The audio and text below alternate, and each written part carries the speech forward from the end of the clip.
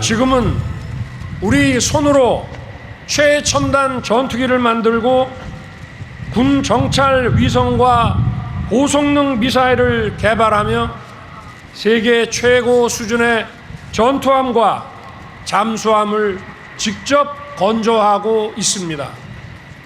강력한 군사력과 뛰어난 기술력을 겸비한 첨단 과학기술 강군으로 발돋움한 것입니다. 우리가 만든 전차와 자주포, 방공 무기는 아시아를 넘어 유럽과 중동을 누비면서 K방산의 진가를 보여주고 있습니다.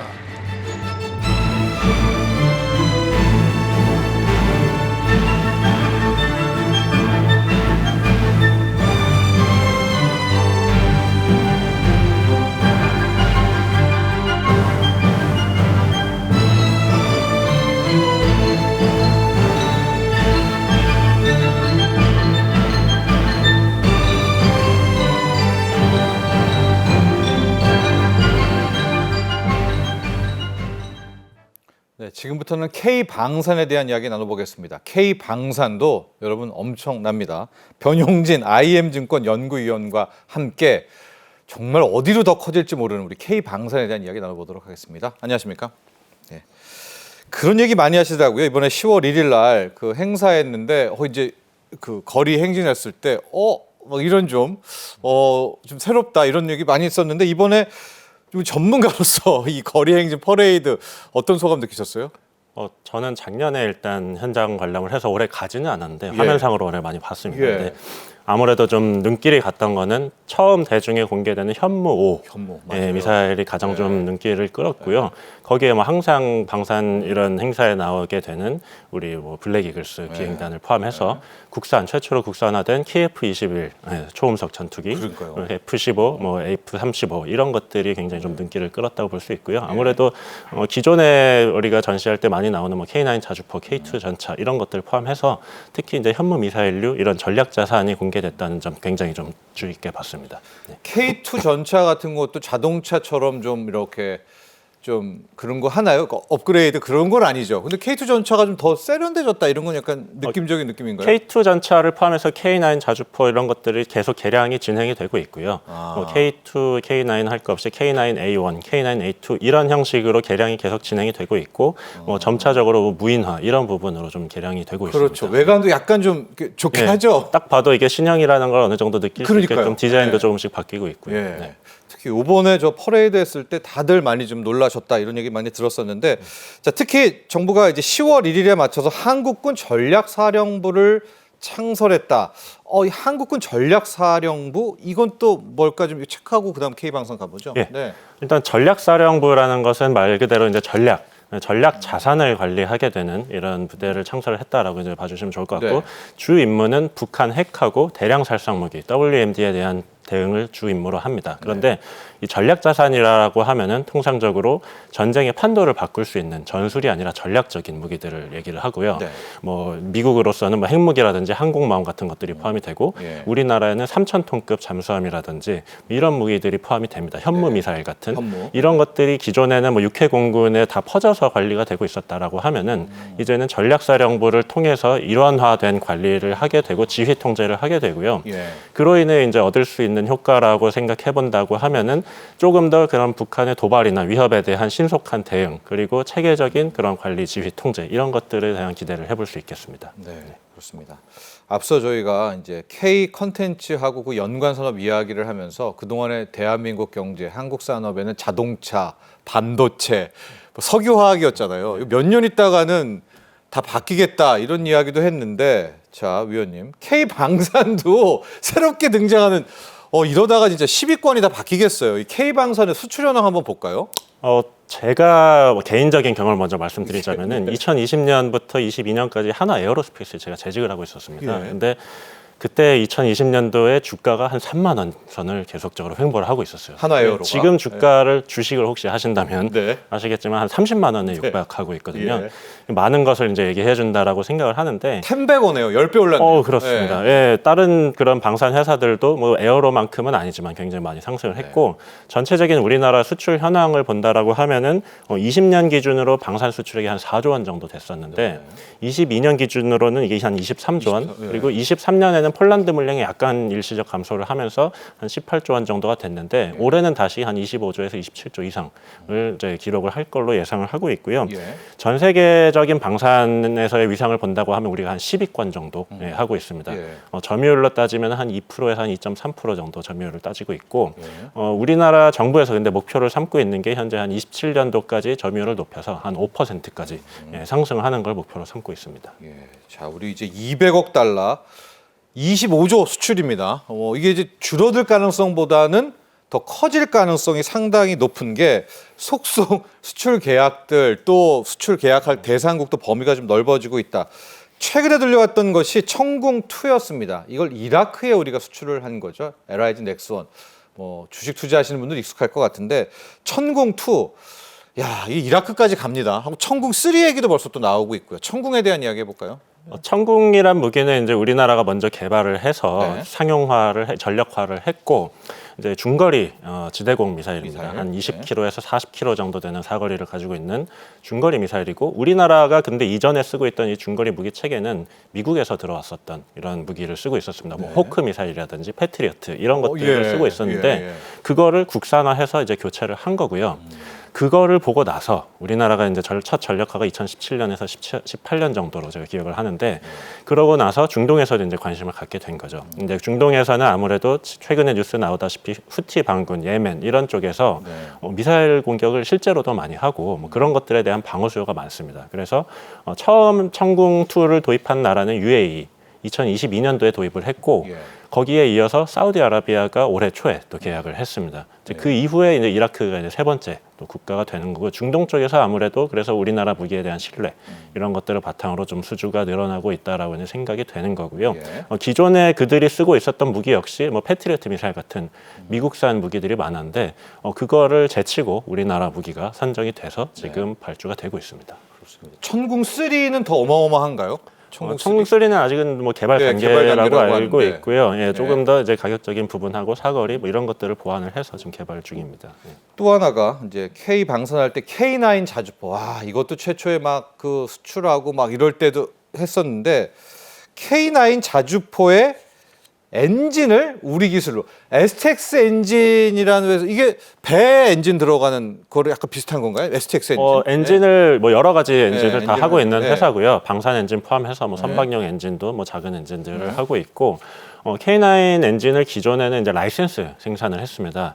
원천 기술을 독일이 보유를 하고 있거든요. 그래서 기존에 그걸로 인해서 좀 어려웠던 부분은 뭐냐면은 일부 우리 수출 대상 국가에 제한이 좀 있었어요. 왜냐면은 수출을 할 때 EL이라고 해서 독일에서 수출 승인을 해줘야 됩니다. 우리 자주포인데 이제 라이센스가 독일의 엔진을 갖고 있으니까 독일의 승인을 받아야 하는데 예를 들어서 중동 국가 같은 경우에는 독일이 이거를 승인을 안 해줬던 거예요. 본인들도 수출을 안 하고 너네도 하지 말라고 이제 이거를 제한을 좀 많이 걸었었는데 이제 수출의 그런 어려움들이 국산화를 통해서 앞으로는 많이 좀 풀릴 것으로 기대를 하고 있고 중동 쪽으로의 그런 수출 확대를 기대를 하고 있습니다. 이게 엔진이라는 게 기술적으로 상당히 국산화가 굉장히 좀 어려운 부분이거든요. 뭐 항공기, 뭐 선박, 탱크 할 것 없이 굉장히 어려운 부분인데 굉장히 성공적으로 이거를 했고 K9 자주포의 뭐 엔진뿐만 아니고 최근에는 K2 전차의 변속기 이것도 국산화가 진행이 되고 있어요. 변속기 또한 이제 독일 라이센스로 하고 있었는데 지금 K2 전차의 변속기도 국산화 진행을 거의 마무리가 됐고 성능 평가에 굉장히 좀 우수하게 평가를 받았는데 끝 부분에 약간의 좀 아쉬움이 있어서 아직 조금 지연이 되고 있지만 K2 전차 이런 변속기도 국산화가 돼서 앞으로 중동 쪽 수출 가능성 더 높아질 거라고 생각됩니다. 현대 로템이 좀 하고 있는 건가요? K2 전차는 이제 현대 로템이 하고 있고 변속기 같은 경우는 S&T 다이나믹스라는 회사가 있습니다. 거기서 국산화 진행을 하고 있습니다. S&T 다이나믹스가 거기에서 또 나오는군요. 그렇습니다. 우리가 체코에 원전 수출하면서 체코 이야기 많이 했잖아요. 그 옆에 슬로바키아라는 국가가 있는데 여러분 슬로바키아가 우리 K 방산의 기회의 땅이 될 수 있다. 이게 한 세트 수출 막 비행기부터 해서 뭐 그렇게 다 갈 수 있는 곳이 됩니까? 슬로바키아? 갑자기 왜 이렇게 슬로바키아가 우리에게 이 K 방산의 주요 국가가 된 거죠? 슬로바키아라는 나라도 중요하지만 네. 저는 말씀드리고 싶은 게 결국은 동유럽 쪽. 동유럽. 예, 그 국가 중에 하나라는 게 굉장히 좀 중요한 부분이고요. 예. 슬로바키아가 지금 군 현대화를 진행을 하고 있습니다. 현대화 진행을 하고 있어서 향후에 뭐 항공기부터 전차, 지상 무기들 네. 이런 것들을 다 패키지로 다 고려를 하고 있고요.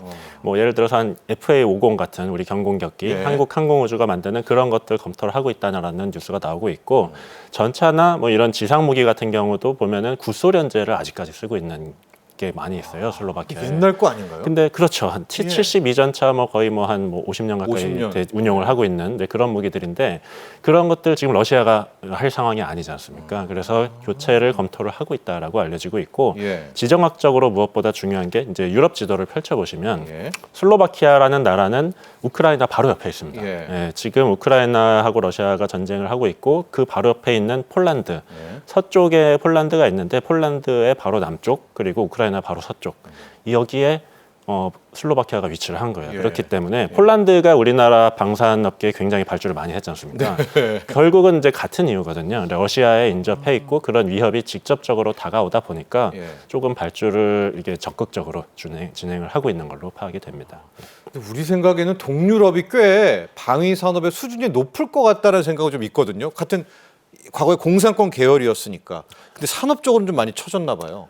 그런 동유럽권 국가들에도 폴란드 포함해서 예. 자체적인 이제 방산 회사가 있기는 합니다. 이게? 그런데 대부분은 이제 자체 개발 능력 정도까지는 없고 이제 생산 공장 혹은 뭐 그 정도 계량 정도 하고 있는 뭐 그런 회사들이고 네. 동유럽보다는 사실은 서유럽, 뭐 독일, 영국, 프랑스 이런 선진국들에서는 개발까지 하고 뭐 수출도 일부 하고 있지만 동유럽은 아직까지 그 수준까지 뭐 미치는 회사는 별로 없기 때문에 네. 아무래도 그리고 가격적인 부분에서도 서유럽보다는 동유럽은 가격을 조금 더 중요하게 여기는 그런 것들이 있고 그래서 그런 부분이 한국 방산업체가 좀 더 파고들 여지가 많다라고 보고 있습니다. 좋습니다. 앞서 우리 한국의 수출 10대 품목이 바뀔 수 있다 이런 얘기를 해드렸었잖아요. 우리 국방 예산도 60조 원 시대가 됐는데 우리뿐만이 아니라 전 세계적으로 지금 다 국방비 증액. 그도 그럴 것이지 러시아 우크라이나 전쟁 있죠. 또 지금 이란과 중동 이 리스크 커지고 있죠. 트럼프 또 되면 각자 도생이죠. 실질적으로 이제 앞으로 이 국방 방위 산업이라는 것이 뭐 IT 반도체만큼은 아니겠지만은 진짜 중요해질 것 같습니다. 일단은 그 22년도의 우크라이나 전쟁이 예. 결국은 모든 것을 바꿔놨다라고 이제 생각을 하고 있고요.